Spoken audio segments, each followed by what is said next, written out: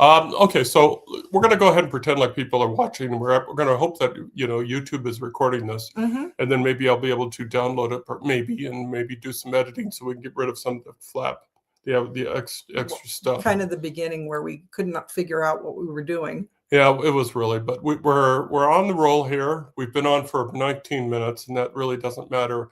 But what's what we want to talk about, what we're here to talk about, believe it or not.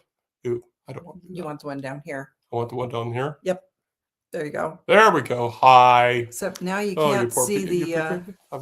We can't see the chat now. Oh, that's a good point. So let's do that. Yeah, okay. I think we want to leave it in case anybody comes on. So anyway, like CC&JT, we're at CC&JT. I'm a tower. Production values go to die. Obviously, they really died tonight. It's December 31st, 2025, or just a few hours short of 2026. It's almost 6:30 p.m. So we're 5.5 hours Pacific Standard Time. Pacific. Yep. Is it Standard Time or? Yeah, I actually looked it up today. I said, "Are we on Standard Time or Daylight Time?" Daylight Time ended in November. We are on Standard Time. So yes, I'm that nerdy. I had to look.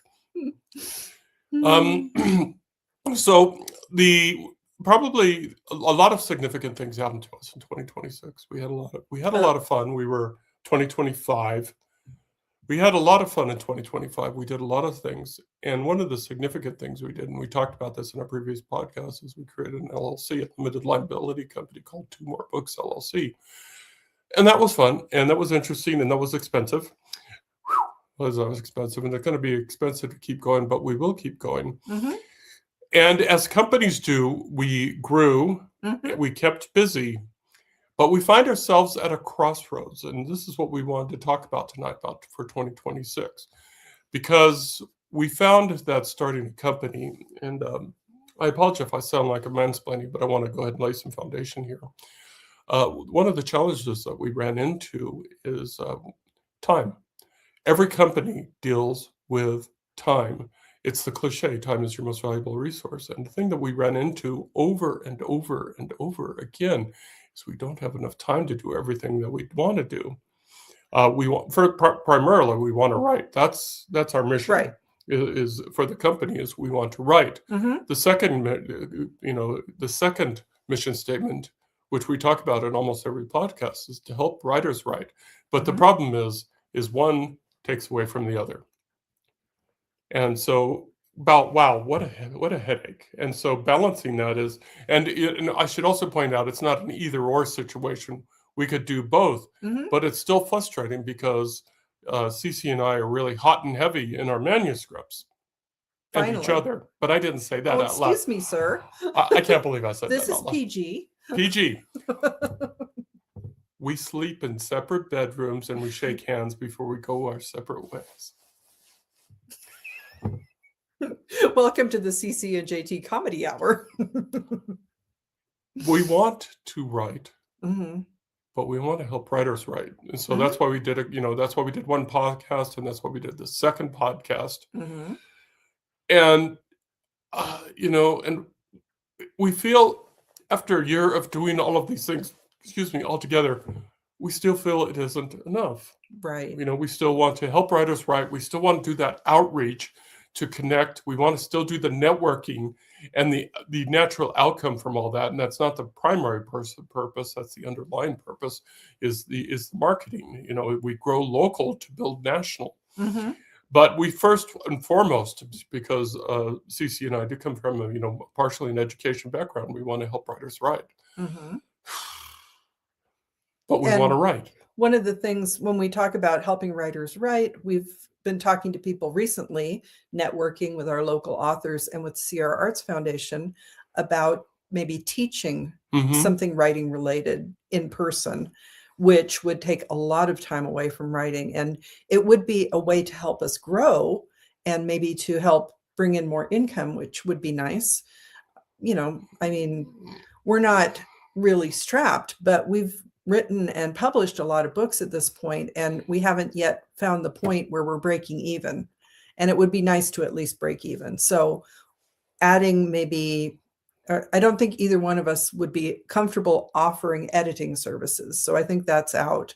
We are not cover designers. And the other option would be maybe teaching. So, But for example, for me, I could teach research Mhm. because I was an archivist before I retired, and I have a knowledge of where to find information, especially in Nevada.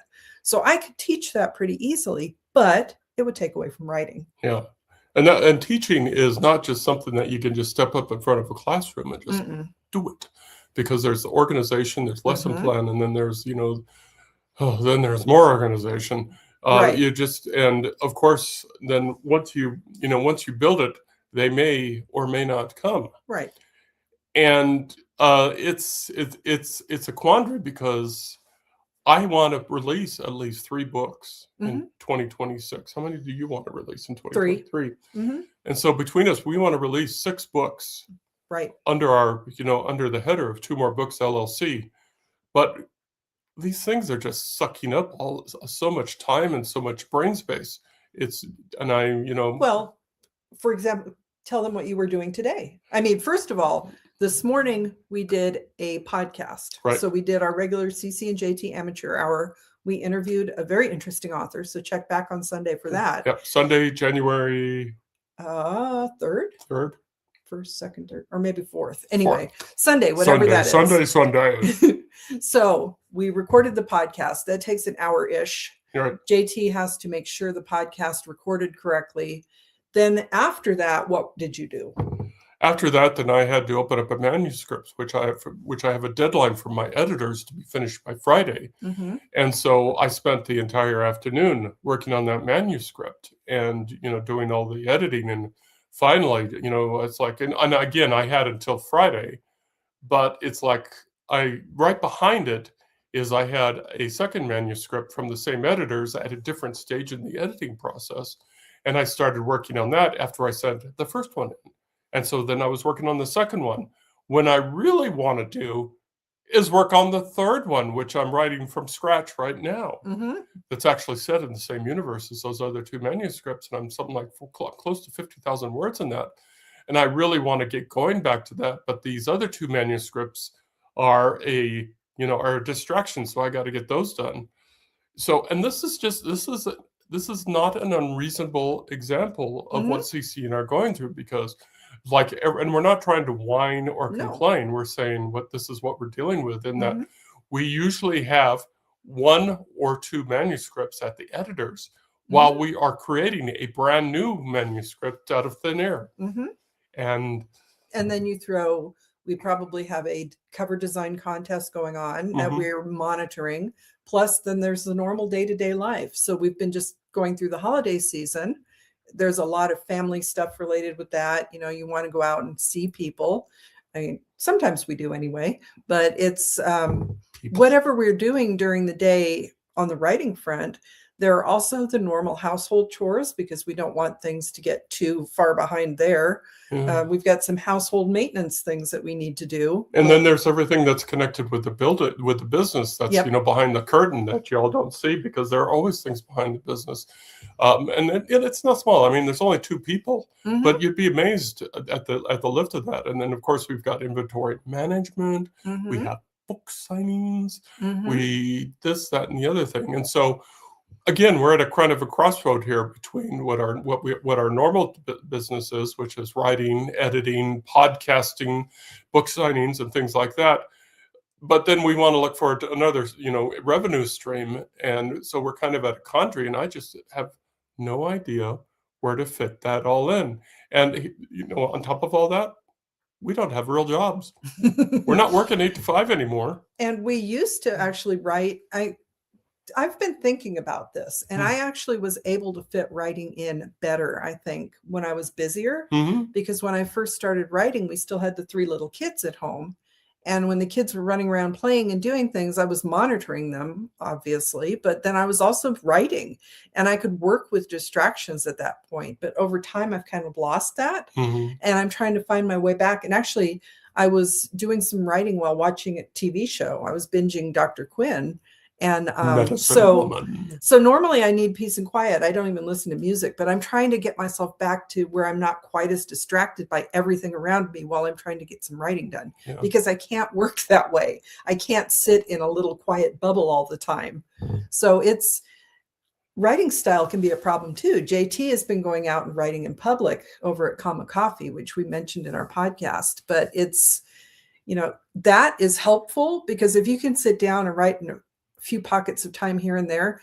And I do follow someone else who's an author. She has 2 very small children. She just had a baby this past year. Congratulations. So she was talking about the quandary of trying to get writing in with everything else she was doing. And she mentioned kind of like pocket writing. You just, if you have 10 or 15 minutes, sit down and write something. Oh. And, that's something we can do. Maybe if we're driving back and forth to Reno. So if we're going to a meeting of the Sierra Arts literary community, maybe, one of us drives, the other one takes our computer and we sit there and write. I mean, we've done that on the road when we're doing road trips. So, maybe we need to look at compartmentalizing things that way. The overall challenge, of course, is well, we're tired. We're old and tired. We're old and tired because all of this stuff is just, it's just all these, juggling, putting all these, balls in the air and everything like that. So if you, if you're still listening to us after, obviously we don't have anybody on, so we're going to be posting this somewhere. I hope we're going to be posting this somewhere after you listen to all this, and, some feedback, some guidance would be really, really helpful, because we don't know what we want to do. If we were to put ourselves in 2 camps, and I'm not saying this is an adversarial camp by any stretch of the imagination, I'm in the writing camp. I'm just happy just writing. But CC correctly is in the, we need to find, other ways to expand ourselves. That includes, teaching and other, other public displays of us. And public displays of humiliation. Public, yeah. Let me tell you about this time we tried to do a live stream. Oh boy. This is going to go in the record books. I don't know. Well, one of the solutions to this obviously would be if we actually do end up starting to sell our books and we earn enough where we're breaking even, maybe making a little bit more than we're spending on the books, we hire someone to help us out, someone to help out with those background tasks to free us up for writing time. And that would be fun. I would love to hire somebody part-time, like, a young person, or there's somebody I used to work with. She would make a great assistant. And I've joked with her. She does have a job, but I have joked with her about, I'm going to have you answer my emails or something. So if we got to that point, the only benefits is being with us. It would be fun to be able to hire a few people and maybe free ourselves up to just focus on writing more. But again, that goes back to, we need to at least break even, hopefully earn a little bit more than we're spending, because we're paying money for covers. We're paying money for editing services, which we should be doing. And it's just, there's a delicate balance there that we're hoping that I think basically overall, looking back at 2025, we have made good progress. We earned, well, I don't know about earned. We brought in money, basically, I think just about every month of the year. Yes, we hit 4 figures. That's not as much as we spent, but we didn't break even. But prior to starting our company and going out and actually doing in-person signings and things like that, we weren't really making anything. We weren't bringing in anything at all. Nickels and dimes. But when we broke that 4-digit or that 4-figure, income thing, and again, it's low. It's low, but on the flip side of that it is something that we've never done before, and it's cool, that we're showing some progress. We want to keep going, but again, going all the way back to the beginning here, we're at a crossroads and we're really not sure what we want to do, or we don't. I shouldn't let me rephrase that. We know what we want to do. We just don't know which direction to pick. And it's probably going to end up being a blend, because no decision is wrong. We're writers, we write. But we also realize that 90% of the indie publishing life is marketing, yay, and anything to do with going out in public. So Right. That's 90% of independent publishing nowadays, like it or not. I think what it's going to come down to, like you said, we're probably going to end up doing a little bit of everything. Mm-hmm. But I think the important thing to remember is we've gotten a lot of advice from people. We've watched how other people do things. Some of our local in-person writer peers are pretty successful at what they do. We've seen how much time and work they put into what they're doing. I'm thinking specifically of the provosts, because they are just, they've got Amazing people. really Amazing. Interesting 2026 planned out, and I'm envious of what they're doing. I don't know how they manage, but I think really what it comes down to is not only how we want to approach it, but what works best for us organically based on our personalities. And, the fact that we don't want to start throwing a lot more money at things until we're actually making some money back, because some people may go ahead and start hiring help before they're really earning back what they're putting into it. And it's just, you have to make those decisions. So I think what we're going to do is, as we progress through 2026, we'll kind of continue doing what we've been doing. But when we have the chance, like we've been doing free book signings pretty often. We did a few book events that we paid for. We did not earn back what we paid for the space. But, if nothing else, we're going to continue at least doing the free ones. We could consider maybe creating some kind of a course that we would upload to a site like, one of those. There are a variety of educational sites that someone could actually go on there and take the course at their own time. And, we'd go back and check on it, make sure everything's up to date, but it wouldn't be quite as bad as going into a classroom. Or, we may figure out some tangential things that we could do on the writing front that we haven't really thought of yet, because who knows what's coming. It's a whole new world. It's a whole new world.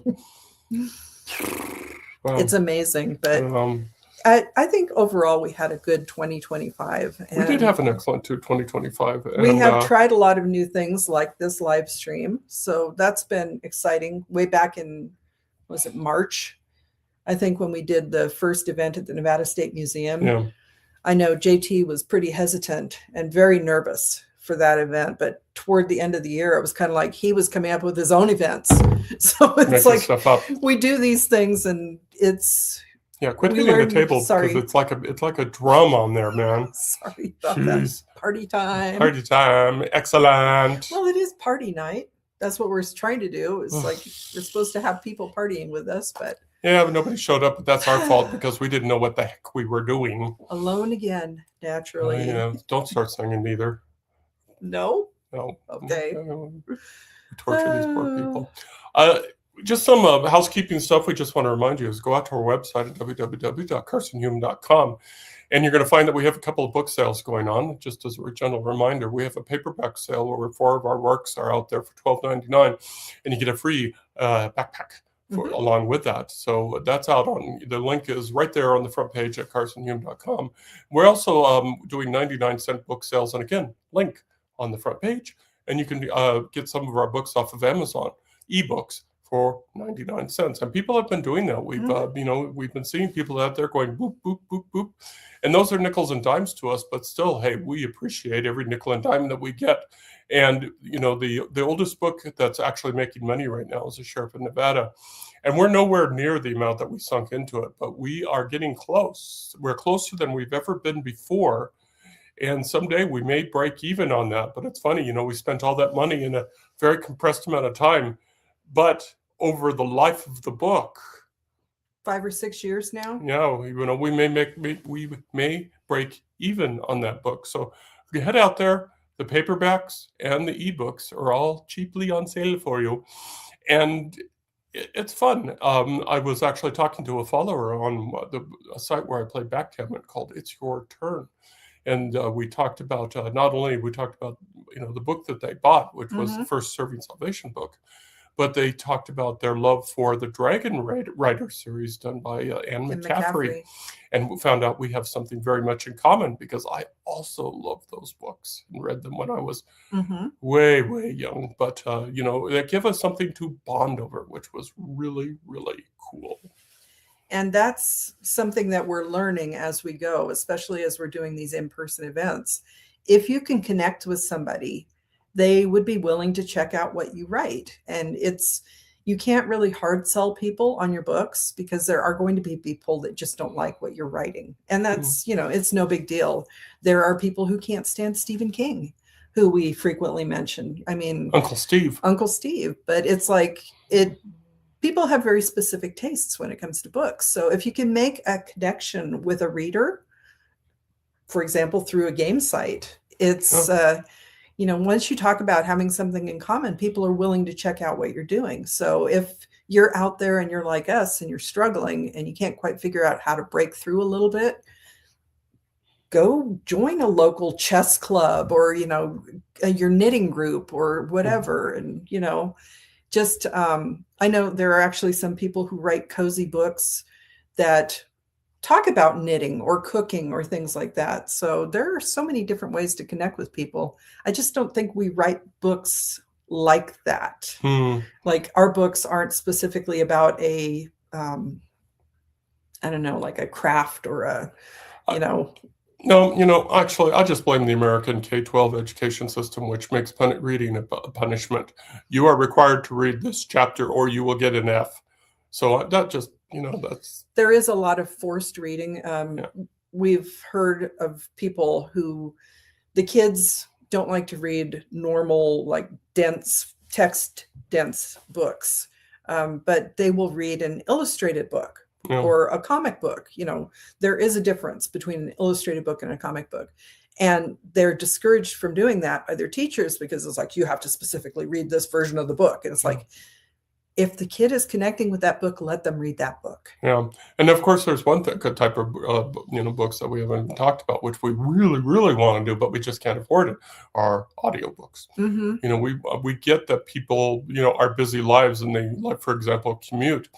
And, Reno is like 30 miles that way. And we have a whole bunch of folks who live in Reno who commute back and forth between Carson City and Reno because Carson City is, of course, the state capital. And this is where the state jobs are. Right. And so they're always commuting back and forth. And our books would be perfect for an audiobook. But we were just talking to that author today that we're going to be posting on Sunday.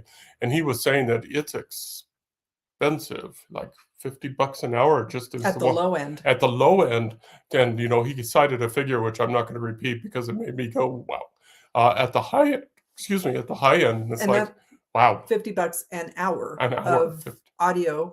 And we're not saying that that's outrageous because we understand that narrators, that's a hard job. And it is a lot of work. It's a lot of stress on the vocal cords. Their time is worth the money. Right. But creators like us, it's hard for us to afford their services because we're struggling. People will gladly pay $4 or $5 for a cup of coffee, right? You want to sell them an ebook for 99 cents. It's like, oh my God, why don't you just give it to me for free? Are we winding down here? I don't know about you, but I am winding. Are you having fun? I'm having fun, but we can stop if you want. No, we can keep going. I mean it's not like we're getting a whole bunch of people on here. I'm going to click around here for a second to see if anybody noticed us on Facebook or any of the social media. I could probably not, but I think maybe people are actually partying. Because we picked this day. But we picked this day on purpose. Yeah. Let's click here. Nope. Nobody has responded to that post. Yeah, nobody there. Let me go over here. And that's fine because, like you said, we can just post this later. And it's, if nothing else, we've had a good learning experience because we didn't know we needed an encoder to live stream. Yeah.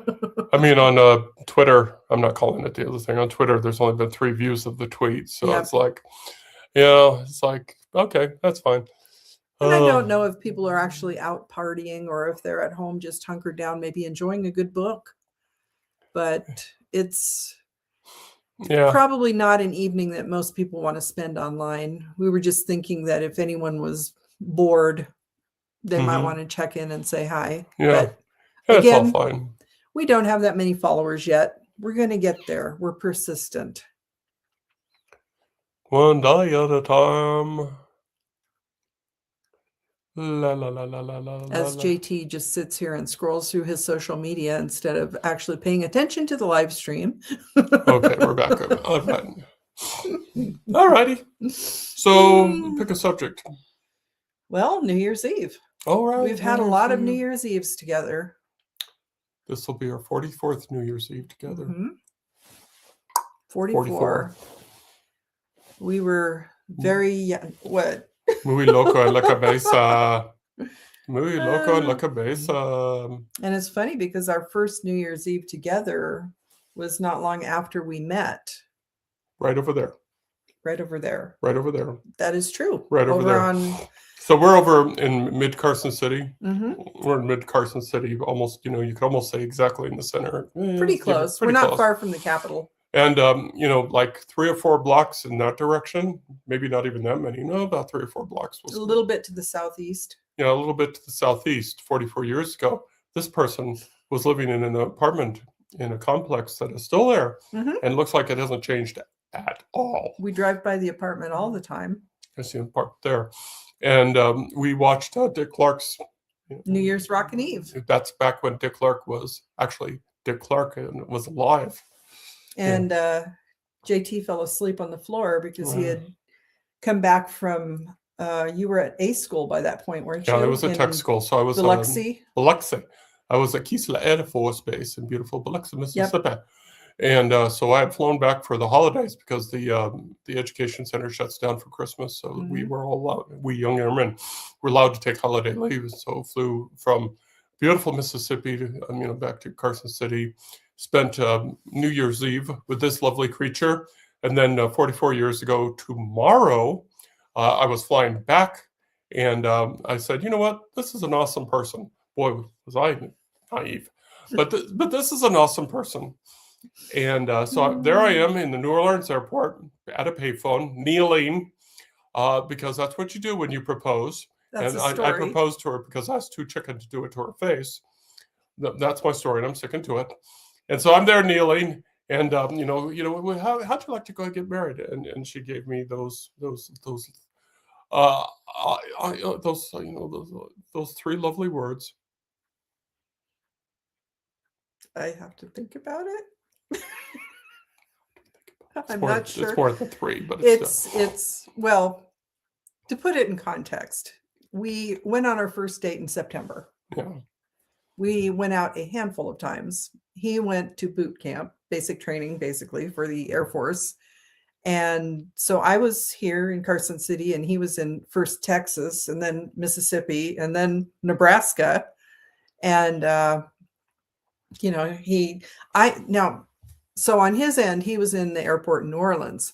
I was at on his knees. So he says, I was at my grandparents' house because it was New Year's Eve. And actually my grandparents lived in the south end of town. Yeah. About a mile that direction as the crow flies. Yep. That house is still there also. So the apartment that I was living in, I didn't have a phone, but my grandparents did. So he called that phone. So I was sitting, it was one of those houses with the galley kitchen and then the little dining area right next to it. I was sitting by the kitchen counter because the phone was right there. And the whole family's there making all kinds of noise and stuff. And he proposes to me. And, I hang up the phone afterward and they're like, well, what's going on? And I'm like, he asked me to marry him. And the whole family exploded because I told him, I don't know. It took me 3 days, but I figured it out. But the family basically exploded. It was wild. It was wild because I'm sure from the airport in New Orleans, did you fly or did you have to take a bus? No, we took a bus from New Orleans to Biloxi. You hung up the phone and got on a bus, but I'm sitting, with a family that's going ballistic, kind of preparing for a wedding that I hadn't said yes to yet. None of this. You don't even know him. No, You don't no. even know him. He may No. be a maniac. He may be a sex maniac or something worse, or even yeah. Well, it turns out some of that was true. But, Oh, no, because basically my mom and my aunt both came to this country from Ireland and met my dad and my uncle, who my mom and my aunt, obviously sisters, my dad and my uncle are brothers. So the two sisters married the two brothers, but they didn't know them very well when they came to this country. So it wasn't a huge deal for them. It was like, that's what you do. You get married. You don't know the person. You get to know them after you're married. So it took me years to figure that out. I thought they were just trying to get rid of me, but it was more of a cultural, you think it was. But I haven't been able to get rid of her, so I don't know what the answer is. So 3 days later, I did say yes. And basically the moment I remember distinctly, the moment I decided was we were in Albertsons. Which is now Office Depot. No, actually it's the Chef's whatever. It's okay, it's a food on place. That side? Yeah, oh, yeah. Okay. So it was in Albertsons at the time. And I don't remember which aisle specifically, but I remember pushing the shopping cart.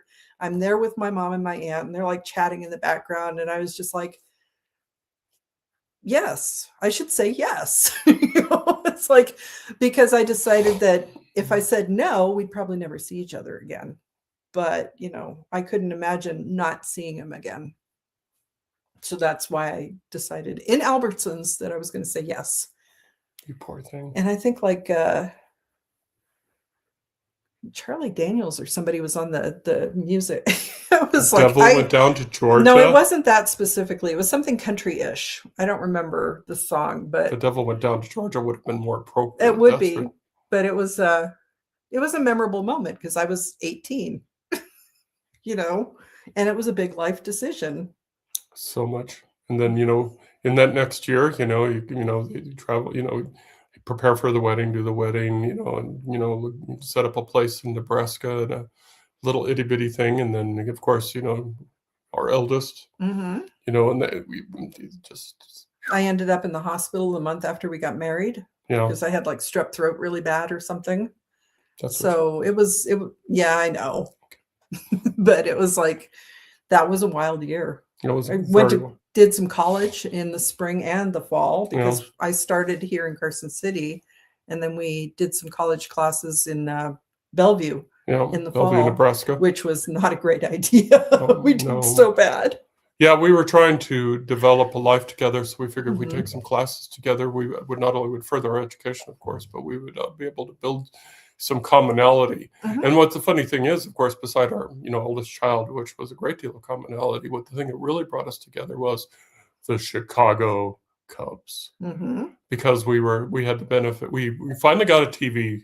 For the first few months we didn't have a TV, so we just sat around the house or sat around the apartment, didn't do anything at all.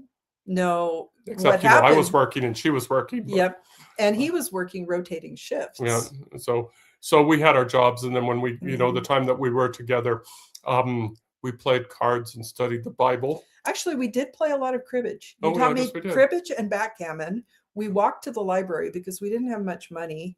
There was an arcade that we used to go to. We'd go play arcade games and get a hot dog.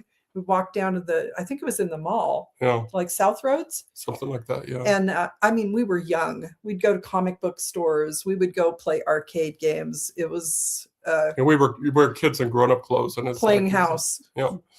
But then when we did finally get a TV and we got cable, we had a dedicated channel, WGN, to the Chicago Cubs, and Harry Carey here in beautiful Chicago Wrigley Field. Welcome to the broadcast. And Steve Stone, of course, was the color guy.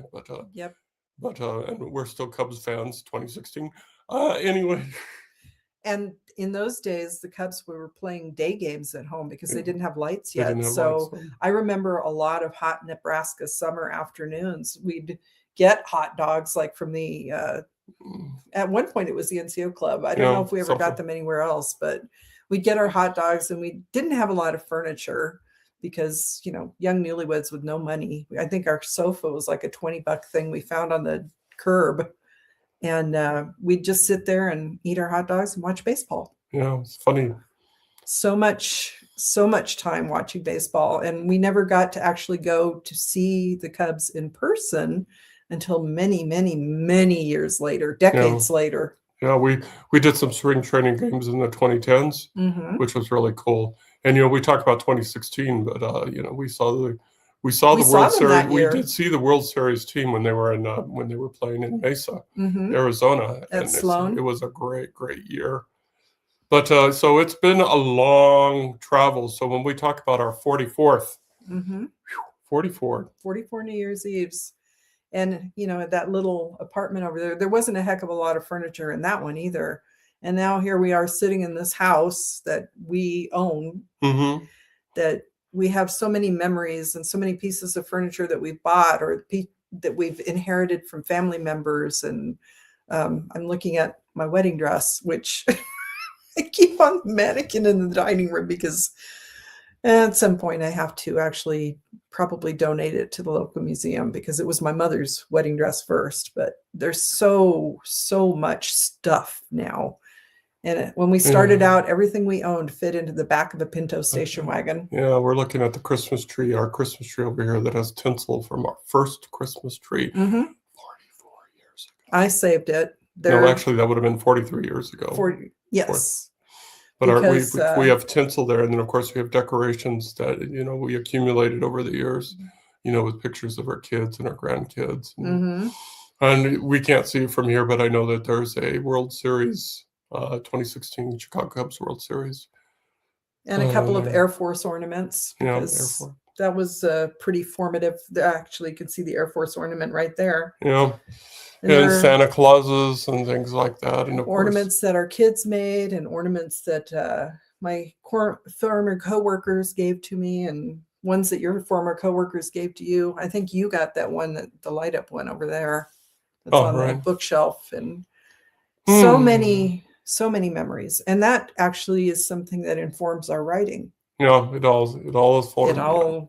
Because it's always percolating back in the back of your mind. But it's been a wild ride. So our wishes for everybody for 2026 is that you continue to have the best life possible, that you have the best experience possible. 2026, I suspect for us is going to be formative. I think it's not only on the personal front, but I think on the family front, we're going to be seeing changes. But we're also going to be seeing changes in the way that we do business because we're going to figure this out. We will figure out what we're going to be doing. We're stubborn. We're stubborn that way. We are going to be getting out more and do more book events, whether it's writing, sightings, things like that. We will be getting out there. We are going to do some traveling. We have planned for late March to do another trip to the East Coast. So that is something that we have planned. We didn't really take any trips this year in 2025. We did Sacramento, of course, and we went out to Ely. Usually we travel a lot more than that, but we just got so caught up in the business and caught up with the budgeting of the company because we had to budget for things. Yep. And JT had a lot of books to release. You had, I think, most, if not all, of the Serving Salvation series came out this year. The third Maggie book, the third Sheriff book came out in October. I released my book in July, so that's 5 books maybe this year. Novella and the novella, The Finding Salvation. So 2025 was productive. Yep. But it didn't feel like we were retired. No, that's the question that people have asked. Is like, how are you enjoying retirement? It's like, so busy. I'm so busy. And it's funny too because I know JT is probably not getting it as much as he did maybe right after he retired, but I still get the occasional text from my former job where they're like, do you remember? Do you remember where this is or where you put that or something like that? So I'll be coming up on my 2nd anniversary of retiring. And the first year, 2024, I retired in March. So the rest of the year, we took the big trip to the East Coast and had a lot of fun. And then I spent a lot of time just kind of recuperating because so many years of working and raising kids and going to school and all of that. And then, it was, I just feel like now I'm starting to get to a point where I'm not exhausted all the time. So 2026, we should have our feet under us. And Yes. so we should be able to make the decisions for our company that we do really need to make. And we're going to make it. And we're going to have fun. And if we're not having fun, then we're going to stop doing whatever we're doing and we're going to change it. And we're going to start having fun because, gosh darn it, we are retired. I keep saying that, but we're retired. Well, we retired from our day jobs, but now we're doing what we've always wanted to do. And that's one of the advantages. There are a lot of downsides to the internet and to the way technology has evolved and everything. But some of the upsides are the fact that we can actually self-publish without, aside from editing and book cover design, uploading things as an ebook, for example, doesn't cost us anything. And getting our work out there, buying author copies costs us a little bit, but it's like, it's a lot more affordable to be able to self-publish now. So there are a lot of advantages to the way things have evolved. But like I said, there are also a lot of downsides. We'll keep busy because we do it for you. Well, no, we're doing it for ourselves too, because the book I'm currently writing, I'm definitely working out some things, you know, mentally. And I'm sure you do the same thing when you write. Oh, yeah. Working out. Okay. It's just, it's a wild time. It's a wild time. Okay. It's a wild New Year's Eve. I'm tired. He's going to be asleep on the floor again here soon. Yeah, I'm going to sleep again. Of course, I won't tell you what we were doing on the floor before I fell asleep. We were watching Dick Clark. We were watching Dick Clark. And it started snowing, so I drove you home. Right. And then you drove back. Or no, you followed me back. Right. To make sure you were okay. Yes. So he actually lived on the north end of town, and he was staying with his mom. Yeah, I was staying up, up behind Wendy's, a trailer park up behind Wendy's. Okay, that's way too much information. We're done here. So we wish everybody we hope that you had a good year, and we hope that you got something that you built on, and that 2026, after laying the foundation in 2025, we hope that 2026 is a great year. Will be a great year. So until then, that's over there is CC. And that's JT. Thank you for watching this video, because obviously we're the only ones on the live thing. Are we? Yeah, there's 0 now. Yeah, there's actually, I saw one on there for a while. I don't know if it was that me. was you. I guess so. Never mind. Okay, we're going away now. Y'all take care now. Bye. Bye.